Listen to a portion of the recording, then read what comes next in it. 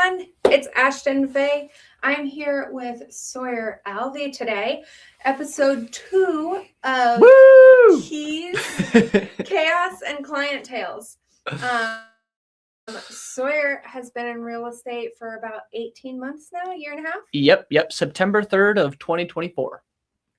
Just holding on to that. Yeah, I am. It's my favorite date because it's the day I passed the test and I drove from the exam place to the office to hand our team leader the paperwork. I passed. Here it is. So I remember it like it was yesterday. So you already knew that you were going to join Keller Williams. Yes. And the Real Estate Solutions Group when you got your test. Yep.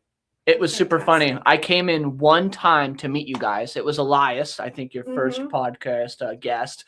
He came into my old work and was like, oh, you have some great personality. Come out and come talk to us. I joined your team, shouted with you once. You guys didn't see me for like 6 months. And then I came in with my past exam and I was like, here, I'd like to be here, please. Yes. And they were like, oh, okay. All right. Easy peasy. Yep, it worked out. All right. And so now that you've been in real estate for over a year, you have some stories under your belt. Yes, stories, examples, fun ones, crazy ones, and highs, ones that make no sense. Lows. Yep. Everything in between. I'm here for it because real estate is a roller coaster. Yes. The clients are they're going through an intense period, right? They're spending a lot of money. 100%. And whether you're on the buy side or the sell side, it's very emotional. And it's life-changing. Yes, absolutely. It's life-changing. It changes a lot for our clients. So you're riding the roller coaster with your clients for a year now. How has that been looking? It has been good. One deal that does come to mind actually got the most tea, if you would say, after the deal closed. After the deal closed. So long story short, we sold this home in Marysville. It was a really cute one. My seller and the buyer closed on the transaction. A week later, I got a call from the buyer's agent. And I was like, oh, well, sometimes a buyer's agent will call you like, hey, Ashton, it was great to work on the deal. I really appreciate you throughout this process. But this one was a little bit more. Normally, it's like the day of you get that call. This one was like a week later. So I was really caught off guard by it. I picked up the phone and I was like, hey, like, how's it going? What can I do for you? And she was really confused. She's like, hey, Sawyer, I just wanted to ask if your client had a landscaper who just comes by the property every once in a while, cleans it up, and then kind of leaves. Maybe like a contract they had, and they just forgot to cancel. And I was like, that's interesting. They did have one, but I do know that she told me they canceled it, so maybe there got a mix-up. And I was like, why? Was there like landscaping done to the property that the clients didn't want? And so the agent was like, oh, well, we don't know. My clients weren't home, but they saw through their Ring camera that a landscaper came with like branding all over their truck. They did something to their lawn and then they left. Obviously, the buyers didn't have anything done. They were in a different state at this point, so they were still moving over. And they called me just to ask what was going on, but they saw was like the Ring camera. Landscaping. True. I wouldn't say no if there was a mix up at my house. True. And I had somebody come take care of my overgrown yard. Well, that is what they were afraid of, because they were like, the buyers were like, we don't want to be held liable to what the sellers had before. We didn't schedule this. We didn't want this. So sorry, but Miss Old Seller, the old property owner, you're going to have to pay for it, is what their angle was at first, because they haven't seen anything going on. And so I go, well, let me check with my client. I checked with my client. They said they did actually cancel the service, which was really weird. And so I told the broker, I was like, hey, let me just go visit the property. Let me just go by. I'm running by it because they were asking like what was done to the property. The new buyers were out of state. They were moving over the weekend. It was a Friday. And I was like, yeah, I'll stop by after my work, take a look at what's going on, take some pictures because I just listed it. So I know exactly what it looked like. Ashton. Was it bad? Did they scalp the yard? All of the grass was removed from the front yard. from the front yard. All of the grass was removed. They just like cut up the sod. It was dirt. Yes, it was dirt. They went through extreme lengths to take the top layer of grass completely out, so it was just dirt, and it looked terrible. It looked terrible. Gosh. And so I thought immediately in my head, oh my God, we're screwed. This is blown up. Like the deal's closed. It doesn't involve me, but there's going to be a lawsuit. There's going to be all these things going on. And I was just freaking out thinking like, what could have done it? And then I thought to myself like, yes, my client had a landscaper that used to come by like once a month. But what he did was routinely landscaping. This was like a start of a project. It looked like they were installing like a flower. Like there was a couple different things like set up like stakes and stuff.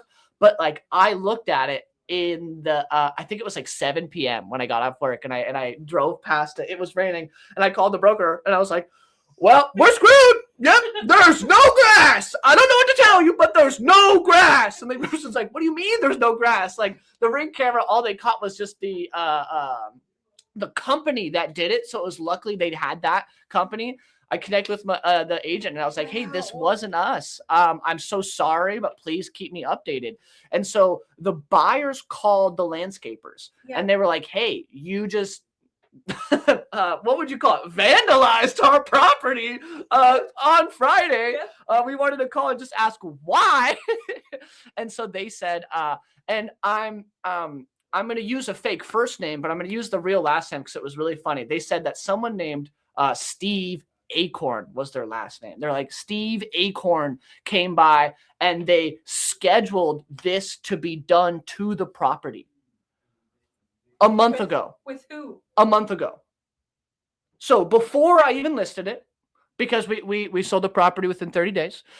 Before we even listed it, someone scheduled this landscaping project to be done on this house. They sent a picture from Google Maps to the person's email, to the landscaper's email saying, this is our home. This is where it is in Google Maps. This is what it looks like. Please come by on this date from this time. I will pay you this amount. I'll pay you this amount, like a half up front and half after the job is done. And so, wow. Insanity. Was it the seller or was it just like some evil, vindictive neighbor? This Acorn had nothing to do with either the buyer or the seller. We asked both sides, maybe an old ex or someone who was like really trying, who would go to that extent to do this? And nothing. So no relation to the buyer, no relation to the seller. It was a head scratcher. And once again, the buyers thought we did this on the seller side after close. And so it was just like all this stuff come up. What came out was it was a scammer. He was trying to order a landscaping thing that was going to cost $5,000. He was going to, I want to pay you $2,500 up front. And then he was going to cancel it and ask for the whole $5,000 back.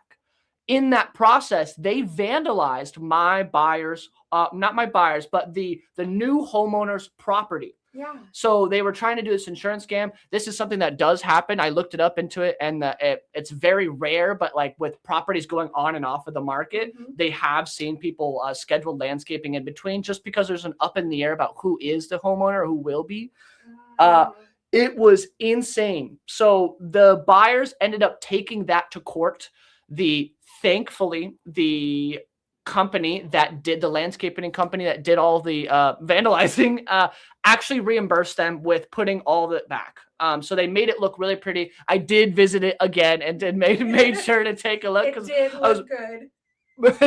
It did look good. All the grass was, it wasn't necessarily put back. They had to like replant it. So the buyers had to take the landscaping company to court? They were taking the landscaping company's client to court. But they tried to take Steve Acorn to go. Yes. But big shocker, Steve Acorn does not exist. Yeah. So it was, oh my gosh. And we kept hearing, we're like, no way this person. And then the email was just the first last @gmail.com. It was just like, no way, no numbers. No. So that happened. And I had like pictures and stuff of like all of the dirt, just like a big chunk gone. They did get it back. They got reimbursed by the landscaping company. I don't know what happened to the acorn or if they ever found it. Landscaping company, though. Oh my gosh. Oh my gosh. They did work twice for free. And didn't get paid. Yeah, for free because they did the removal. Yep. And then they had to put it back. Yep. And they had to reimburse them. And the acorn guy, I think he did give $2,500 out front and then tried to get the whole amount back to get like $2,500 out of it. I don't know if they got to keep that amount, but hopefully they did, because once again, like you said, they did free work twice. That's awful. It is awful. Insane. Yeah, but they did it right. They did awesome reimbursing the clients, but that was definitely when it was happening. We weren't even in contract, but I was like, oh my God, we're all screwed. It's going up in flames. But no, it was actually insane. It was actually insane. Yeah.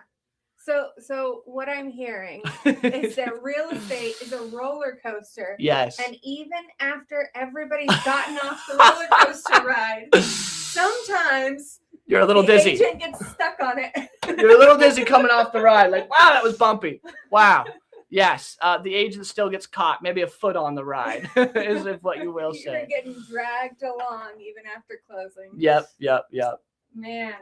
All right. Do you have any other stories? We have a couple minutes left. Anybody else that you want to make sure we throw them right underneath that roller coaster track? I think it's going to have to be for another episode. This was the one story that really came to mind. The thing is, yes, we have many stories, but man, it's hard to pick the best one. It's hard to pick the best one because most of them are just ridiculous, but like this one involved like lawsuits and stuff like that. So that was so scary, especially with like that mystery person that like no one knew who the acorn was. And especially for your first year in real estate. Oh my gosh. I have been threatened with a lawsuit twice. Wow. Yeah. Wow. I know. It wasn't my fault. Yeah. Just people being stupid. But I've been threatened with a lawsuit twice, but it's never happened. Like they're just, words. Big throwing out stuff, trying to scare people. 100%. But you actually, they threw out the lawsuit word and they went through with it.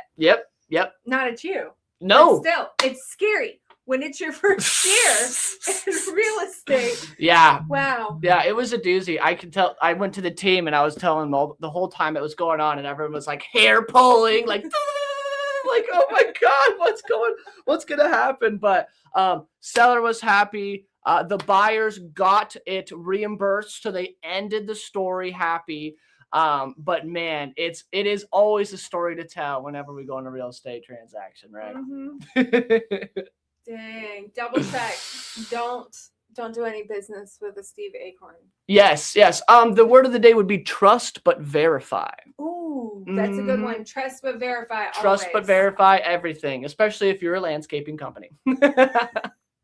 Thank you so much. Join me. I'm gonna try to do these like twice a week. We'll see how that works, and then if I can, maybe we'll bump it up to 3 times a week. But thank you for joining me. Sawyer, thank you so much for joining me. Adieu. And we'll see you later this week. Bye.